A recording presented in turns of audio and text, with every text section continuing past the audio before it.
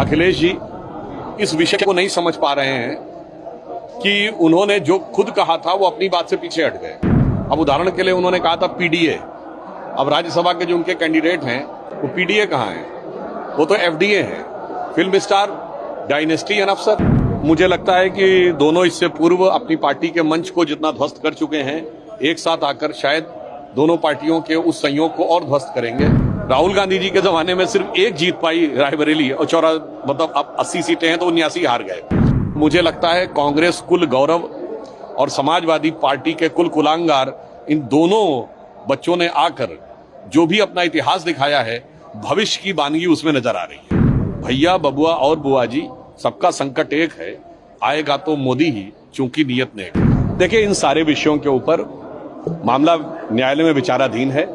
तथ्यों, साक्ष्यों और प्रमाणों के आधार के ऊपर न्यायालय निर्णय ले रहा है, तो न्यायालय का जो भी निर्णय आएगा हम उस निर्णय का स्वागत करते हैं। समाजवादी पार्टी कह रही है कि Bharatiya Janata party horse trading करा रही है, चुनाव जीतने के लिए कुछ भी कर सकती है। देखिए साहब, समाजवादी पार्टी के साथ समस्या ये है कि अखिलेश जी इस विषय को नहीं समझ पा रहे हैं कि उन्होंने जो खुद कहा था वो अपनी बात से पीछे हट गए। अब उदाहरण के लिए उन्होंने कहा था पीडीए, अब राज्यसभा के जो उनके कैंडिडेट हैं वो पीडीए कहाँ हैं? वो तो एफडीए हैं, फिल्म स्टार, डायनेस्टी एंड अफसर। अब बताइए, उन्होंने बनारस में कैंडिडेट विड्रॉ कर लिया। किसको विड्रॉ किया? पिछड़े को विड्रॉ किया, कांग्रेस के समर्थन के लिए। तो समस्या क्या है कि कथनी और करनी में अंतर होने की वजह से वो समस्या हो जाती है।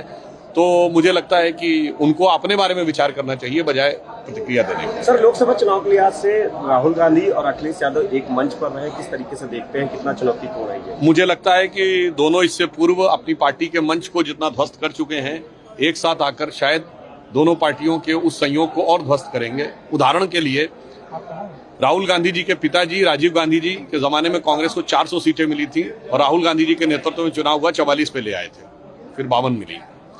और उस जमाने में 1984 में 85 सीटें हुआ करती थी उत्तर प्रदेश में, सिर्फ एक हारी थी कांग्रेस, बागपत, चौधरी चरण सिंह जी वाली, और 84 जीती थी। राहुल गांधी जी के जमाने में सिर्फ एक जीत पाई रायबरेली, और 80 सीटें हैं तो 79 हार गए। तो मुझे लगता है, और श्री अखिलेश यादव जी, स्वर्गीय मुलायम सिंह जी 1989 में पहली बार मुख्यमंत्री बने थे, भाजपा के सपोर्ट पे उन्होंने भाजपा को झटका दिया, फिर वीपी सिंह जी के साथ गए। चौधरी अजीत सिंह जी को भी उन्होंने पटकनी दी थी और तब मुख्यमंत्री बने थे वीपी सिंह का साथ लेके, इसी तिलक हॉल में। अब वीपी सिंह को झटका दिया, चंद्रशेखर जी के साथ गए, चंद्रशेखर जी को झटका दिया, काशीराम जी के साथ गए, और सबको झटकते हुए वो अंततः 2012 में कुशलता के साथ समाजवादी पार्टी की स्पष्ट बहुमत की सरकार बनाने में सफल हुए। अखिलेश जी को सत्ता दी, वो 57 पे ले आए। तो मुझे लगता है कांग्रेस कुल गौरव और समाजवादी पार्टी के कुल कुलांगार, इन दोनों बच्चों ने आकर जो भी अपना इतिहास दिखाया है, भविष्य की वानगी उसमें नजर आ रही है। और अंत में एक लाइन कहना चाहूंगा कि उत्तर प्रदेश के चुनाव में भैया यानी राहुल गांधी जी, बबुआ आप सभी समझते हैं, और बुआ जी, भैया, बबुआ और बुआ जी, सबका संकट एक है, आएगा तो मोदी ही, चूंकि नियत नेक है।